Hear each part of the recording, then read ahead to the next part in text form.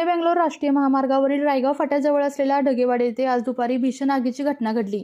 एका खासगी प्लांटच्या आवारात साठवून ठेवलेल्या पीव्हीसी पाईपना ही आग लागल्याने परिसरात धुराचे लोट पसरले होते।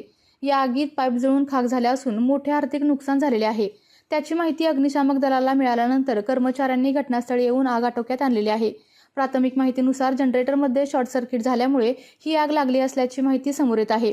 याची नोंद सातारा तालुका पोलीस ठाण्यात झालेली आहे।